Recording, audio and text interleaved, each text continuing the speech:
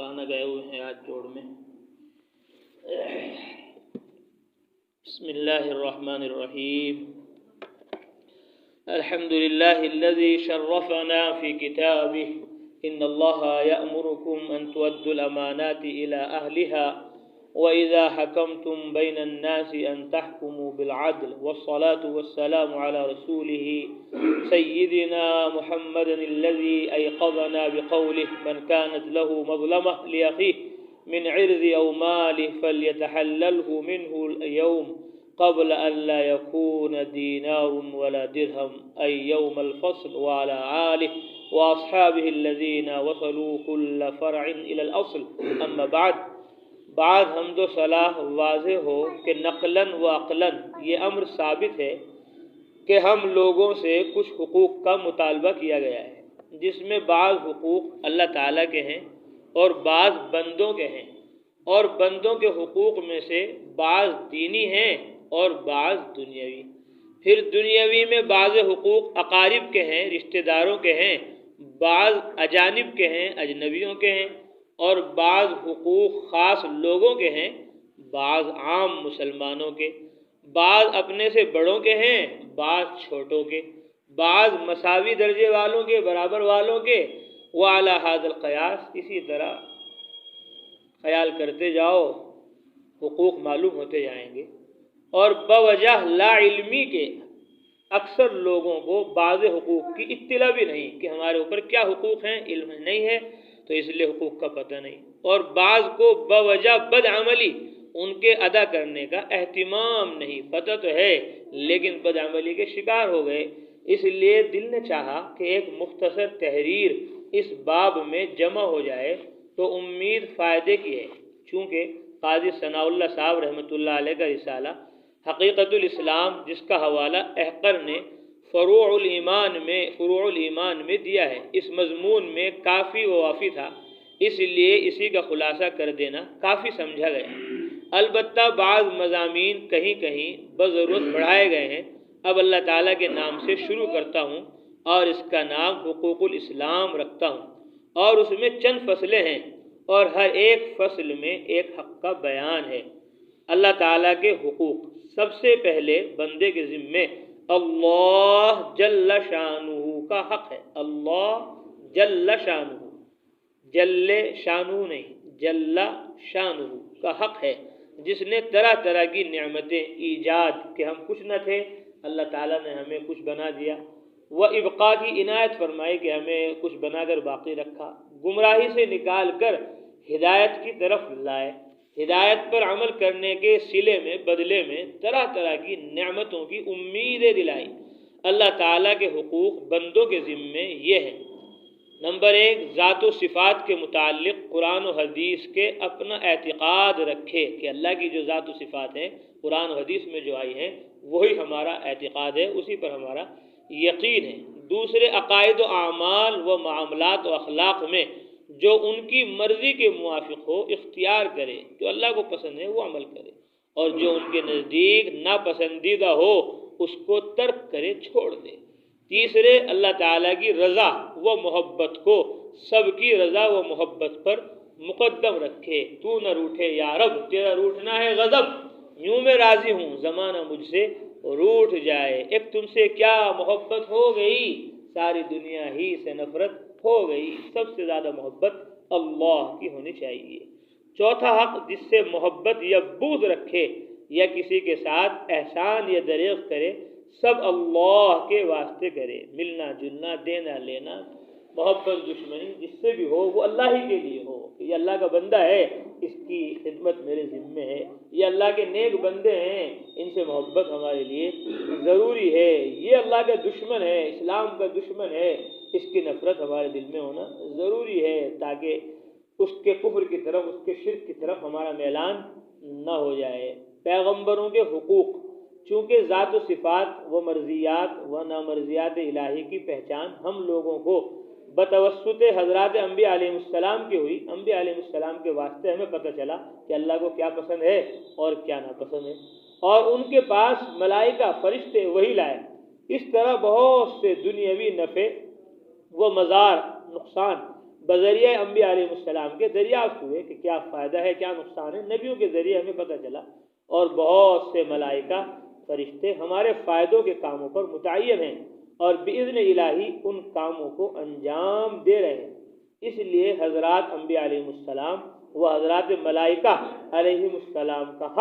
حق تعالیٰ کے حق میں داخل ہو گیا۔ بالخصوص سرور عالم صلی اللہ علیہ وسلم کا احسان سب سے زائد ہم پر ہے، اس لیے آپ کا حق بھی سب سے زائد ہے۔ وہ چند حقوق جو نبیوں، رسولوں، پیغمبروں سے متعلق اور آپ صلی اللہ علیہ وسلم سے متعلق ہیں وہ یہ ہیں کہ آپ کی رسالت کا، نبوت کا اعتقاد رکھے کہ آپ اللہ کے رسول ہیں، نبی ہیں، اللہ نے ان کو چن کر چھانٹ کر ہماری ہدایت کے پیغام دے کر ان کو رسول بنا کر بھیجا۔ دوسرے تمام احکام میں آپ صلی اللہ علیہ وسلم کی اطاعت کرے، جس طرح جو عمل عبادت کا اور دعوت کا، مخلوق کے حقوق کا آپ نے جس طرح جو کام کیا اس طرح ہمیں کرنا ہے۔ تیسرے آپ کی عظمت اور محبت کو دل میں جگہ دے، سب سے زیادہ محبت عظمت اللہ کے بعد رسول اللہ صلی اللہ علیہ وسلم کی ہو، اور آپ پر صلاۃ پڑھا کرے، درود شریف کا خوب اہتمام کرے۔ حضرات ملائکہ علیہ السلام فرشتوں کے حقوق یہ ہیں، ان کے وجود کا اعتقاد رکھے کہ فرشتے ہیں، ہم اس وقت فرشتوں کے پروں کے بیچ میں بیٹھے ہوئے ہیں، فرشتے اپنے پروں سے ہمیں گھیرے ہوئے ہیں، طالب علم کے پاؤں کے نیچے فرشتے اپنے پر بچھا لیتے ہیں، کرامن کاتبین ہیں، چاہے وہ ہمیں نظر نہ آ رہے ہوں۔ ان کو گناہوں سے پاک سمجھے کہ فرشتے گناہ نہیں کرتے۔ جب ان کا نام آئے علیہ السلام کہے، جبریل علیہ السلام، میکائیل علیہ السلام۔ چوتھے مسجد میں بدبودار چیزیں کھا کر جانے سے یا مسجد میں ریح صادر کرنے سے، ہوا خارج کرنے سے ملائکہ کو ایذا ہوتی ہے، اس سے احتیاط کرے۔ اور بھی جن امور سے ملائکہ کو، فرشتوں کو تکلیف و تنفر ہو ان سے احتراز بچنا لازم سمجھے، مثلا تصویر رکھنا یا بلا ضرورت شرعی کتا پالنا یا جھوٹ بولنا یا جنابت میں براہ سستی پڑا رہنا، ناپاک ہے اور پڑا ہے جلدی سے غسل نہیں کر رہا، کہ نماز بھی برباد ہو جائے، نماز نکل جائے یا پڑا سو رہا ہے کہ جی ناپاک ہو گئے اٹھ کے نہا لو، یا بلا ضرورت شرعی یا طبعی برہنہ ہونا، گو خلوت میں ہو، تنہائی میں بھی بغیر ضرورت کے کپڑے نہیں اتارنے چاہیے، برہنہ نہیں ہونا چاہیے، فرشتوں سے اللہ سے شرم کرنی چاہیے۔ فرماتے ہیں صحابہ و اہل بیت کے حقوق۔ حضرات صحابہ و اہل بیت، آپ صلی اللہ علیہ وسلم کے گھر والے رضی اللہ عنہم کو چونکہ حضور سرور عالم صلی اللہ علیہ وسلم کے ساتھ دینی اور دنیاوی دونوں طرح کا تعلق ہے، اس لیے آپ کے حق میں ان حضرات کے حقوق بھی داخل ہو گئے ہیں، اور وہ یہ ہے ان حضرات کی اطاعت کرے، صحابہ کی بھی فرما برداری کرے، دوسرے ان حضرات سے محبت رکھے، تیسرے ان کے عادل ہونے کا اعتقاد رکھے کہ سب وہ عدل والے ہیں، سب سچ بولنے والے، انصاف کرنے والے ہیں، چوتھے ان کے محبین سے محبت رکھے، تابعین سے، تبع تابعین سے، اور مبغضین سے بغض رکھے، جو صحابہ سے دشمنی رکھتے ہیں، صحابہ سے عداوت رکھتے ہیں، ان کی غلطیوں کو معاذ اللہ اچھالتے ہیں، ان سے بھی دشمنی رکھے، ان سے بھی اپنا تعلق ظاہر نہ کرے، ان کے ساتھ اٹھنا بیٹھنا نہ کرے، ورنہ ان کی عادات و اخلاق بھی اس کے اندر آ جائیں گے۔ ایسے بھی بہت سارے لوگ ہیں ابھی جو اپنے آپ کو مسلمان کہتے ہیں اور صحابہ کو برا کہتے ہیں، تو اس لیے ان سے بھی دشمنی رکھے، اللہ کے نبی کی وجہ سے، اللہ کے نبی کے صحابہ کی وجہ سے، کیونکہ اللہ کے نبی نے فرمایا، ہر جمعے میں سنتے ہیں خطبے میں، اللہ فی اصحابی، اللہ سے ڈرو، اللہ سے ڈرو میرے صحابہ کے بارے میں، فمن احبہم فبحبی احبہم، جو ان سے محبت کرتا ہے میری وجہ سے محبت کرتا ہے، ومن ابغضہم فببغضی ابغضہم، اور جو ان سے دشمنی کر رہا ہے تو گویا وہ مجھ سے دشمنی کر رہا ہے، میری دشمنی کی وجہ سے ان سے دشمنی کر رہا ہے۔ علماء اور مشائخ کے حقوق، یہ نبیوں کے، صحابہ کے، اہل بیت آپ صلی اللہ علیہ وسلم کے گھر والوں کے حقوق تھے۔ اب علماء اور مشائخ کے حقوق، چونکہ علماء ظاہر و باطن میں سرور عالم صلی اللہ علیہ وسلم کے وارث اور مسند نشی ہیں، ان کی جگہ وہ بیٹھے ہوئے ہیں، اب نبی کوئی نہیں آئے گا، رسول کوئی نہیں آئے گا، رسولوں کے علم اب علماء کے پاس ہے، مشائخ کے پاس ہے، بزرگان دین کے پاس ہے، وہ ان کی جگہ ہیں، اس لیے ان حضرات کے حقوق بھی حضور صلی اللہ علیہ وسلم کے حق میں داخل ہیں۔ وہ یہ ہیں، نمبر 1 فقہائے مجتہدین، امام ابو حنیفہ، امام مالک، امام شافعی، اور علماء محدثین، امام بخاری، امام مسلم، امام ترمذی اور حدیث، و مشائخ طریقت، شیخ عبد القادر جیلانی، مولانا عبد القدوس گنگوہی، مولانا رشید احمد گنگوئی، حضرت مولانا اشرف علی تھانوی اور جتنے بھی اکابرین صوفیہ، حسن بصری رحمۃ اللہ علیہ، تابعین، وہ مصنفین دینیات کے لیے دعائیں خیر کرتے رہے۔ فضائل اعمال لکھی، فضائل صدقات لکھی، منتخب احادیث لکھی، بخاری لکھی، مسلم لکھی، ترمذی لکھی، اور اردو میں عربی میں نہ جانے کتنے کتابیں علماء نے لکھی عربی سے نکال کر اردو میں ہندی میں ہمیں لکھ کر دی۔ ان کا بھی احترام اور ان کے لیے دعا خیر کرتا رہے کہ اللہ جن علماء نے ہمیں بیان کے ذریعے، تقریر کے ذریعے، تحریر کے ذریعے، کتابوں کے ذریعے، ذکر کے ذریعے، خانقاہ کے ذریعے، مدرسے کے ذریعے، مرکز کے ذریعے جو کچھ بھی ہمیں علم و عمل دیا، اے اللہ ان کو بہترین بدلہ عطا فرما، دعائیں خیر کرتا رہے۔ دوسرے حسب قاعدہ شرعی ان کا اتباع کرے، جو قرآن و حدیث کے مطابق وہ عمل کر رہے ہیں تم بھی ان کے جیسا عمل کرنے کی فکر اور کوشش کرو۔ تیسرے جو ان میں زندہ ہوں ان سے تعظیم اور محبت سے پیش آئے، وہ آئے تو فوراً ادب و احترام میں ان کے کھڑا ہو جائے، یہ نہیں کہ وہ کہیں گے تب کھڑا ہو، وہ اگر ناپسند کر رہے ہیں، وہ ان کی تواضع ہے، عاجزی ہے، انکساری ہے، لیکن ہمارا تقاضا یہ ہے کہ ہم ان کو دیکھ کر کھڑے ہوں، ان کی حاجت اور ضرورت کو پورا کرنے کے لیے آگے بڑھیں، تعظیم اور محبت سے پیش آئیں، ان سے بغض و مخالفت نہ کریں۔ چوتھے حسب وسعت و ضرورت ان حضرات کی مالی خدمات بھی کرتا رہے، علماء و مشائخ کی مالی خدمت کرتا رہے تاکہ وہ دین کے کاموں میں خوب آگے بڑھیں، ان کے جو ضروریات ہیں ان کو ہم اپنے ذمے لے لیں، اور جو ہماری ضروریات ہیں دینی، اسلامی، اخروی، وہ آسانی کے ساتھ سکون سے وہ پورا کریں۔ یہ 4 حقوق علماء، فقہا، مشائخ کے حضرت تھانوی رحمۃ اللہ علیہ نے لکھے۔ والدین کے حقوق، یہ حضرات مذکورین تو دینی نعمتوں میں واسطہ تھے، انبیاء علیہ السلام اور صحابہ، اہل بیت اور علماء مشائخ، ان کو تو ہم سے جو تعلق ہے وہ دین کی وجہ سے ہے۔ یہ حضرات مذکورین تو دینی نعمتوں میں واسطہ تھے، ان کے واسطے سے ہمیں دینی نعمت ملی، اس لیے ان کا حق لازم تھا۔ بعض لوگ دنیاوی نعمتوں کے ذرائع ہیں، دنیاوی نعمتیں ان کی وجہ سے ہمیں ملی، ان کا حق شرعاً ثابت ہے۔ مثلا ماں باپ کہ ایجاد اور پرورش ان کے توسط سے ہوتی ہے، ہم کچھ نہ تھے، ماں باپ کی وجہ سے ہم کچھ ہوئے، پھر انہوں نے ہماری پرورش کی۔ ان کے حقوق یہ ہیں، نمبر 1 ان کو ایذا نہ پہنچائے، تکلیف نہ دے ماں باپ کو، اگرچہ ان کی طرف سے کوئی زیادتی ہو، زیادتی کریں، ایک بیٹے کو کچھ دے دیا دوسرے کو نہیں دیا، کچھ کر دیا، کبھی ایسا ہوتا ہے محبت زیادہ ہوتی ہے کسی بچے کی، کچھ دے دیا تو ان کی طرف سے زیادتی ہوئی، تو اب یہ نہیں یہ بھی زیادتی کرے گا، ایسے باپ کا کیا احترام جو ہمارا حق نہ ادا کرے۔ ایسے آدمی شیطان زبان سے کہلوا دیتا ہے کہ بھائی ماں باپ تو ہے، لیکن ایسے کیا ماں باپ جو نماز بھی نہ پڑھے، ان کا کیا احترام؟ نہیں، ان کا احترام الگ ہے اور ان کے حقوق الگ ہیں، وہ اپنے حقوق میں اگر کمی کریں گے ان کا حساب کتاب ان سے ہوگا، تم اگر نہ ان کے حقوق کی ادائیگی نہیں کرو گے تو تم سے حساب کتاب ہوگا۔ ان کو ایذا نہ پہنچائے، تکلیف نہ دے، اگرچہ ان کی طرف سے کوئی زیادتی ہو، قولاً و فعلاً ان کی تعظیم کرے، عمل سے بھی ان کی تعظیم کرے، ان سے آگے نہ بڑھے، ان سے پہلے نہ چلے، ان سے پہلے نہ بیٹھے، ان سے پہلے نہ کھائے، ان سے پہلے نہ پیے عملاً، اور بعد میں بھی ان کی بات سے اپنی بات کو مقدم نہ کرے کہ مجھے پتا ہے تمہیں کیا پتا، تم تو پہلے زمانے تو نہیں، قول میں فعل میں بھی ان کی تعظیم کرے۔ تیسرے مشروع امر میں ان کی اطاعت کرے، جو قرآن حدیث کے مطابق تمہیں کہیں وہ اس پر عمل کرو۔ اگر ان کو حاجت ہو مال سے ان کی خدمت کرے، اگرچہ وہ دونوں کافر ہوں، اگرچہ ماں باپ کافر ہی کیوں نہ ہوں، تب بھی ان کے یہ حقوق بتائے۔ ماں باپ کے انتقال کے بعد ان کے حقوق، ان کے لیے دعائے مغفرت رحمت کرتا رہے، نوافل و صدقات مالیہ کا ثواب ان کو پہنچاتا رہے، ان کے ملنے والوں کے ساتھ رعایت مالی و خدمت بدنی، حسن اخلاق سے پیش آوے، ان کے ذمے جو قرضہ ہو اس کو ادا کرے، کبھی کبھی ان کی قبر کی زیارت کرے۔ دادا دادی نانا نانی کے حقوق، دادا دادی نانا نانی کا حکم شرعاً مثل ماں باپ کے ہے، بس ان کے حقوق بھی مثل ماں باپ کے سمجھنا چاہیے۔ اس طرح خالہ اور ماموں مثل ماں کے اور چچا اور پھوپھی مثل باپ کے ہیں، حدیث میں اس کی طرف اشارہ آیا ہے۔ اولاد کے حقوق، جس طرح ماں باپ کے حقوق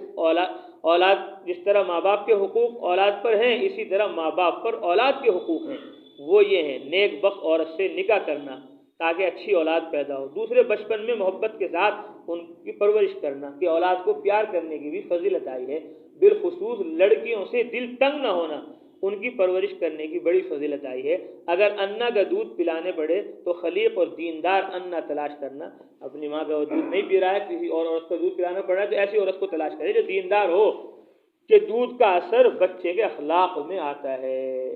ان کو علم دین ادب سکھانا چوتھے جب نکاح کے قابل ہوں ان کا نکاح کر دینا۔ اگر لڑکی کا شوہر مر جائے تو نکاح ثانی ہونے تک اس کو اپنے گھر آرام سے رکھنا، اس کے خرچے مصارف ضروریہ کا برداشت کرنا۔ دودھ پلانے والی انا کے حقوق، انا بھی بوجہ دودھ پلانے کے مثل ماں کے ہے، اس کے حقوق بھی وارد ہیں، وہ یہ ہیں اس کے ساتھ ادب و حرمت سے پیش آنا۔ دوسرے، اگر اس کو مالی حاجت ہو اور خود کو وسعت ہو تو اس سے دریغ نہ کرنا۔ تیسرے، اگر میسر ہو تو ایک غلام یا لونڈی خرید کے اس کو خدمت کے لیے دینا۔ اس کا شوہر چونکہ اس کا مخدوم ہے اور یہ اس کی مخدومہ ہے تو اس کے شوہر کو مخدوم المخدوم سمجھ کر اس کے ساتھ بھی احسان کرنا۔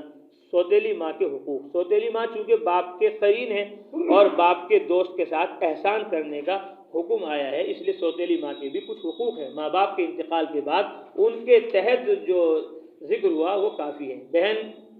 بھائی کے حقوق، حدیث میں ہے کہ بڑا باپ مثل باپ کے ہے، اس سے لازم آیا کہ چھوٹا بھائی مثل اولاد کے ہے، بس ان میں باہمی حقوق ویسے ہی ہوں گے جیسے ماں بہن والدین اولاد کے ہیں۔ اسی پر بڑی بہن اور چھوٹی بہن کو قیاس کر لینا چاہیے۔ رشتہ داروں کے حقوق، اسی طرح باقی قرابت داروں کے بھی حقوق آئے ہیں، جن کا خلاصہ یہ ہے اپنے محارم اگر محتاج ہوں اور کھانے کمانے کی کوئی قدرت نہ رکھتے ہوں تو بقدر کفالت ان کے نان نفقے کی خبر گیری مثل اولاد کے واجب ہے، اور محارم کا نان نفقہ اس طرح تو واجب نہیں لیکن کچھ خدمت کرنا ضروری ہے۔ گاہ بگاہ ان سے ملتا رہے، ان سے قطع قرابت تعلقات نہ توڑے، بلکہ اگر کسی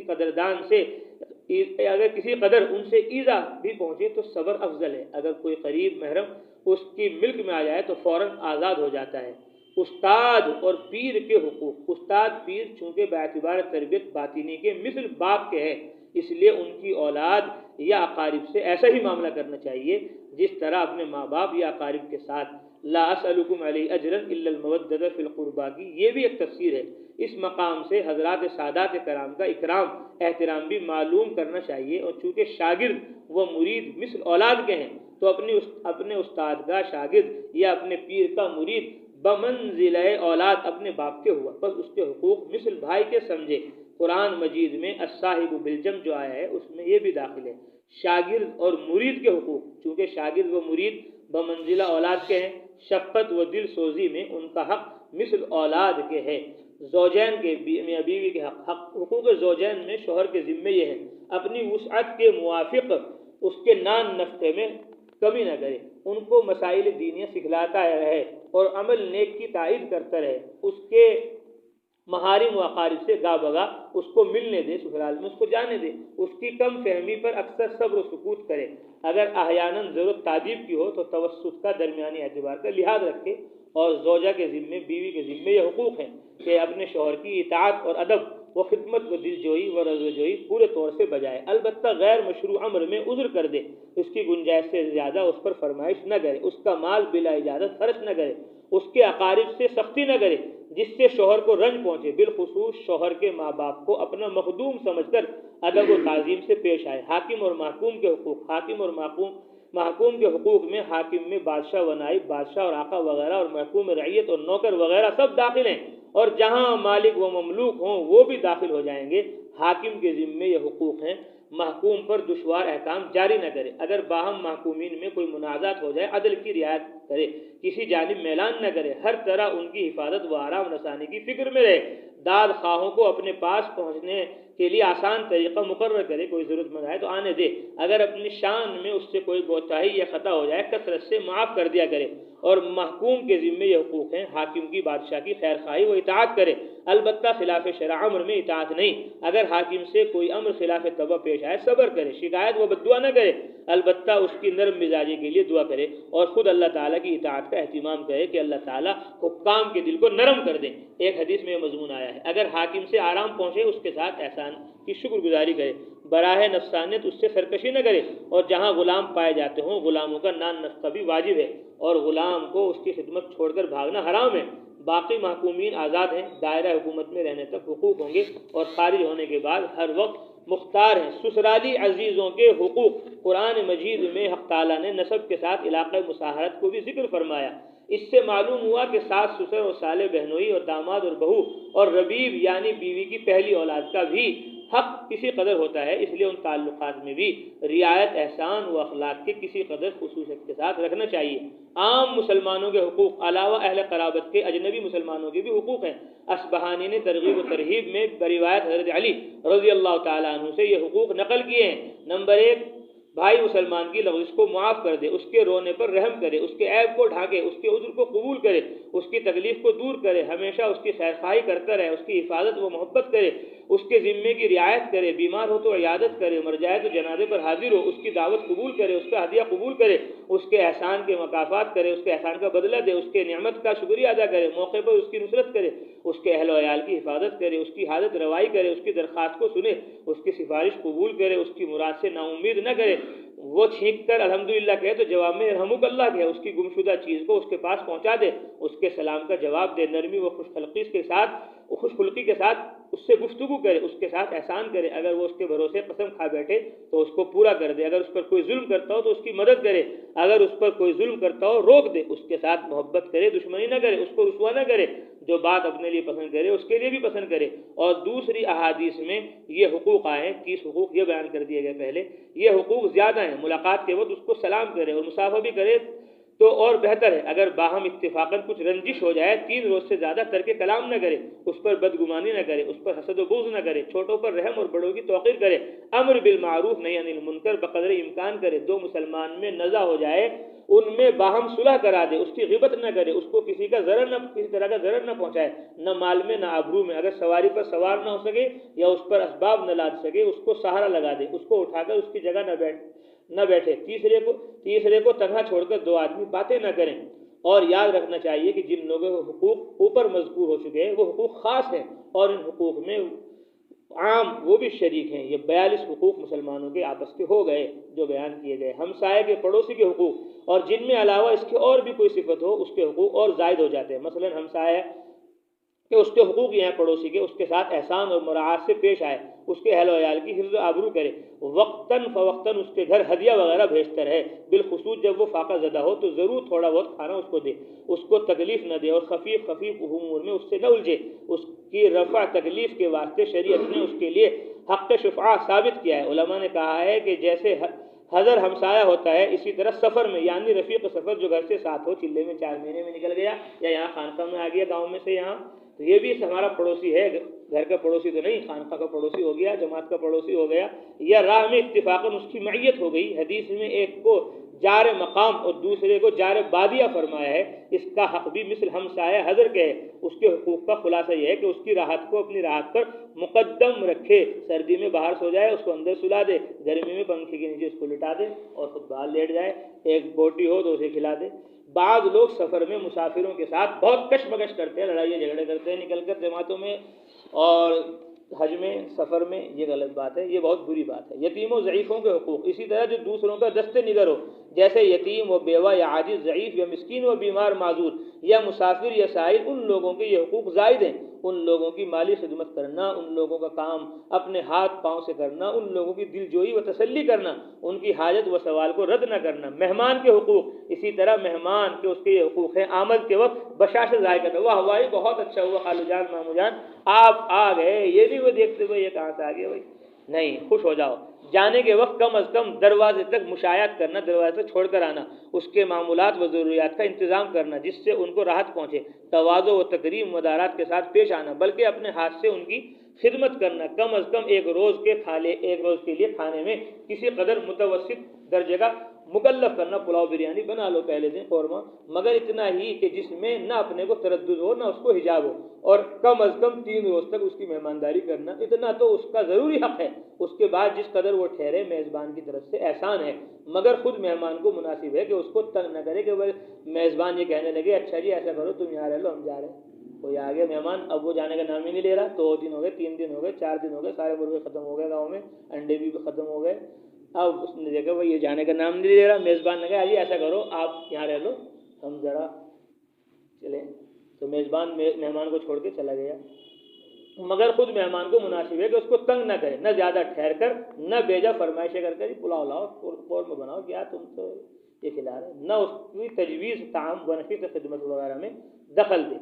دوستوں کے حقوق، اسی طرح جس سے خصوصیت کے ساتھ دوستی ہو قرآن مجید میں اس کو اقارب و محارم کے ساتھ ذکر فرمائے، اس کے آداب حقوق ہیں جس سے دوستی کرنا ہو۔ اول اس کے عقائد و اعمال و معاملات اخلاق کو خوب دیکھ بھال لے، اگر سب امور میں اس کو مستقیم و صالح پائے اس سے دوستی کرے، ورنہ دور رہے۔ صحبت بد سے بچنے کی بہت تاکید آئی ہے، اور مشاہدے سے بھی اس کا ضرر محسوس ہوتا ہے۔ جب کوئی ایسا ہمجنس ہمبصرف میسر ہو اس سے دوستی کا مذائقہ نہیں، بلکہ دنیا میں سب سے بڑھ کر راحت کی چیز دوستی ہے۔ دوست زیادہ سے زیادہ بنانے چاہیے آدمی کو، خاص طور پہ دینی دوست۔ اتنے دوست بناؤ، اتنے دوست بناؤ، اتنے دوست بناؤ کہ تم یہاں بیٹھے ہوئے اڑیسہ میں تمہارے لیے دعائیں ہو رہی ہوں، بہار میں تمہارے لیے دعائیں ہو رہی ہوں، بنگال میں تمہارے لیے دعائیں ہو رہی ہوں، لبنان میں، اردن میں، شام میں، عراق میں، چین میں، جاپان میں۔ یہ دوستی زیادہ جبھی ہوگی جب زیادہ چلے لگیں گے، زیادہ 4 مہینے لگیں گے، علم و ذکر کو لے کر دنیا میں پہنچ جاؤ، اتنا پہنچو کہ ساری دنیا کی دعائیں تمہیں گھر بیٹھے ملتی رہیں۔ دوست زیادہ سے زیادہ بناؤ دینی۔ اپنی جان و خانقاہ میں بھی دوست بناؤ، اپنے مدرسے میں بھی بناؤ اور مرکز میں بھی بناؤ، ہر جگہ دوست بناؤ تاکہ ہر جگہ کی دعائیں تمہیں ملتی رہیں۔ اپنے جانوں میں، یعنی بس ایک جگہ جا رہے ہو، جب ہم تو جماعت میں جائیں گے، بس ہم نہیں جائیں گے خانقاہ میں، ہم تو خانقاہ میں جائیں گے، ہم نہیں جائیں گے مدرسے میں، نہیں، ہم سب جگہ جائیں گے تاکہ سب جگہ کی دعائیں ہمیں ملتی رہیں۔ زیادہ دوستی کرو، سب سے دوستی کرو، صرف تبلیغ والوں کو دوست نہ بناؤ، خانقاہ والوں کو بھی بناؤ، مدرسے والوں کو بھی بناؤ، غریبوں کو بھی بناؤ، امیروں کو بھی بناؤ، عربوں کو بھی بناؤ، اجموں کو بھی بناؤ، بڑوں کو بھی بناؤ، چھوٹوں کو بھی بناؤ، چھوٹے کی دعا بھی کارآمد ہو جاتی ہے کبھی۔ اپنی جان و مال سے کبھی اس کے ساتھ دریغ نہ کرے، کوئی امر خلاف مزاج اس سے پیش آئے اس سے چشم پوشی کرے، اگر اتفاقاً شک رنجی ہو جائے فوراً صفائی کر لے، اس کو طول نہ دے۔ دوستوں کی شکایت حکایت کبھی لطف سے خالی نہیں، مگر اس کو لے کر نہ بیٹھ جائے، اس کی خیر خواہی میں کسی طرح کوتاہی نہ کرے، نیک مشورے سے کبھی دریغ نہ کرے، اس کے مشورے کو نیک نیتی سے سنے، اگر قابل عمل ہو قبول کرے۔ اور یاد رکھنا چاہیے کہ ہندوستان میں جس طرح متبنہ بنانے کی رسم ہے کہ بچہ کو گود لے لے، یہ میرا بیٹا ہو گیا، کہ اس کو بالکل تمام احکام میں مثل اولاد کے سمجھتے ہیں، شریعت میں اس کی کوئی اثر نہیں۔ اثر تبنیت کا دوستی کے اثر سے زائد نہیں، چونکہ اس کے ساتھ قصداً خصوصیت پیدا کی ہے، اس لیے دوستی کے ضابطے میں اس کو داخل کر سکتے ہیں۔ باقی میراث وغیرہ اس کو کچھ نہیں مل سکتی، کیونکہ میراث اضطراری امر ہے، اختیاری نہیں کہ جس کو چاہا میراث دلوا دی، جس کو چاہا محروم کر دیا۔ یہاں سے معلوم ہوا کہ ہندوستان میں جو رسم عاق کرنے کی ہے، یعنی کسی اولاد کی نسبت کہہ مرتے ہیں کہ اس کی میراث نہ دی جائے، اس کو میرے میراث میں سے حصہ نہ دیا جائے، شرعاً محض باطل ہے۔ جیسے اوپر معلوم ہوا کہ میراث اضطراری امر ہے، اختیاری امر نہیں کہ میں تجھے بے دخل کر دوں اگر تو زیادہ گڑبڑ کرے گا، نہیں، کوئی بے دخل نہیں کر سکتا۔ غیر مسلموں کے حقوق، جس طرح مشارکت قرابت یا اسلام سے بہت حقوق ثابت ہوتے ہیں، بعض حقوق محض مشارکت نوعی کی وجہ سے ثابت ہو جاتے ہیں،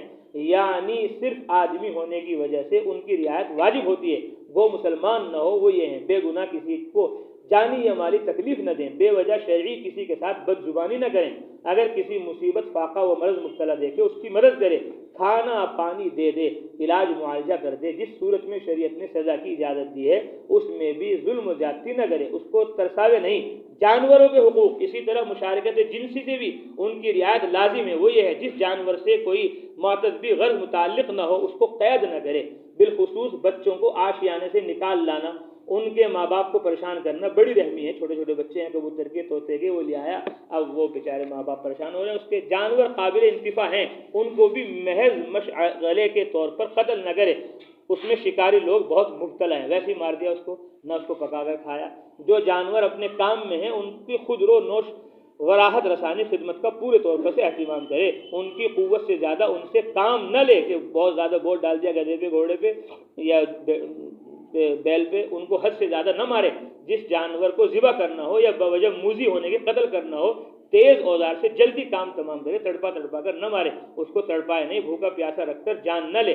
خود اپنے پر عائد کردہ حقوق، یہ حقوق مذکورہ تو وہ تھے جو ابتداءً اس کے ذمے لازم، اور بعض حقوق وہ ہیں جو انسان خود اپنے اختیار سے اپنے ذمے کر لیتا ہے، ان میں بعض حقوق اللہ تعالیٰ کے ہیں، اور وہ 3 قسم کے ہیں۔ پہلی قسم وہ حق جس کا سبب اطاعت ہے، وہ نظر ہے کہ اگر میرا یہ کام ہو گیا تو میں 1 چلہ لگاؤں گا، میرا اگر یہ کام ہو گیا 1 دیگ اتاروں گا۔ اگر عبادت مقصودہ کی نظر ہو تو اس کا ایفا پورا کرنا فرض و واجب ہے، اور اگر عبادت غیر مقصودہ کی ہو تو ایفا مستحب ہے، اور اگر مباح کی ہو لغو ہے، اگر معصیت کی ہو ایفا حرام ہے، اور غیر اللہ کی نظر ماننا قریب شرک کے ہے کہ اگر میرا یہ کام ہو گیا تو مولا بخش پر چڑھا دوں گا مرغا۔ قسم دوم جس کا سبب امر مباح ہے، جیسے کفارہ یمین مباح، اور قضاء رمضان و مسافر و مریض کے لیے یہ حقوق واجب الادا ہیں۔ تیسری قسم جس کا سبب معصیت ہے، جیسے حدود اور کفارات جو بلا عذر شرعی روزہ افطار کرنے سے یا قتل خطا یا زہار سے واجب ہوتے ہیں، یہ حقوق بھی واجب الادا ہیں۔ اور جن حقوق کا سبب اختیاری ہے بعض ان میں حقوق العباد ہیں، وہ بھی مثل تقسیم مذکور 3 ہیں۔ جس کا سبب اطاعت ہو وہ وعدے کا پورا کرنا ہے، یہ ضروری ہے، اس میں کوتاہی کرنا علامت نفاق فرمائی گئی۔ اس میں دوم جس کا سبب امر مباح ہو وہ دین ہے، اور جو مثل دین کے ہو جس طرح بیع کا تسلیم کرنا وہ دین ہے، اور جو مثل دین کے ہو جس طرح بیع کا تسلیم کرنا اور منقوہ کا اپنے نفس کو صبر کرنا اور شفیع کو جائیداد مطلوبہ دے دینا، قیمت ادا کرنا، مہر ادا کرنا، مزدور کی مزدوری دینا، عاریت اور امانت واپس کرنا، یہ سب واجب ہے۔ تیسری قسم جس کا سبب معصیت ہو، جیسے کسی کو قتل کر دینا، کسی کا مال چھین لینا یا چرا لینا یا خیانت کرنا یا کسی کی آبرو ریزی کرنا سخت زبانی سے یا غیبت سے، ان امور کا تدارک اور معاف کرانا فرض ہے، ورنہ آخرت کا بدلہ عبادت دینی ہوگی یا سزا جھیلنی پڑے گی۔ خاتمہ، جو حقوق ان کے ذمہ ہوں اگر وہ حقوق اللہ کے حقوق ہیں سو اگر عبادت سے ہے تو ان کو ادا کرے، مثلا اس کے ذمہ نمازیں یا کچھ روزے یا زکوٰۃ وغیرہ رہ گئی ان کو حساب کر کے پورا کرے، اور یہ صورت عدم گنجائش وقت یا مال کے ادا کرنے کا ارادہ دل میں رکھے، جب وسعت ہو اس وقت کوتاہی نہ کرے، اور اگر معاصی میں سے ہے ان سب سے توبہ صادق کرے، انشاءاللہ تعالیٰ سب معاف ہو جائے گا۔ اور اگر وہ حقوق العباد ہیں جو ادا کرنے کے قابل ہوں ادا کرے، معاف کرائے، مثلا قرض یا خیانت وغیرہ، اور جو صرف معاف کرانے کے قابل ہوں ان کو فقط معاف کرا لے، مثلا غیبت وغیرہ، اور کسی وجہ سے اہل حقوق سے نہ معاف کرا سکتا ہو نہ ادا کرا سکتا ہو تو ان کے لیے ہمیشہ استغفار کرتا رہے، یا اللہ جس کی میں نے غیبت کی، یا اللہ جس کا میں نے حق مارا اب مجھ سے ادا نہیں ہو رہا، یا اللہ ان کی مغفرت فرما، یا اللہ ان کی بخشش فرما جس کی بھی میں نے غیبت کی۔ عجب نہیں کہ اللہ تعالیٰ قیامت میں ان لوگوں کو رضامند کر کے معاف کرا دے، مگر جب قدرت ایفا یا استغفار کی ہو تو اس وقت میں دریغ نہ کرے، جو ادا کرنے کا موقع ادا کر دے، معافی مانگنا چاہے مانگ لے، اور جو حقوق خود اوروں کے ذمے رہ گئے ہوں جن سے امید وصول کی ہو نرمی سے وصول کرے کہ بھائی ہمارے پیسے دے دو نرمی سے، اور جن سے امید نہ ہو یا وہ قابل وصول نہ ہو جیسے غیبت وغیرہ، سو اگر قیامت میں ان کے عوض حسنات ملنے کی توقع ہے مگر معاف کر دینے میں اور زیادہ فضیلت ہے۔ یہاں دینے کا چلو وہاں نیکیاں لے لوں گا، اگر بھائی وہاں کیا نیکیاں لے گا، معاف کر دو، اللہ تعالیٰ تمہیں اس سے زیادہ دے دیں گے اور زیادہ فضیلت واجب ہے، اس لیے بالکل معاف کر دینا بالکل بہتر ہے، بالخصوص جب کوئی شخص معذرت و معافی چاہے۔ حضرت مولانا الیاس صاحب رحمۃ اللہ علیہ فرماتے تھے علم حضرت مولانا اشرف علی تھانوی رحمۃ اللہ علیہ کی کتابوں سے آئے گا۔ میں چاہتا ہوں طریقہ تعلیم حضرت تھانوی کا ہو اور طریقہ محنت میرا ہو، گشتوں کے ذریعے، ملاقاتوں کے ذریعے، چلے 4 مہینے کے ذریعے یہ علوم و عرفان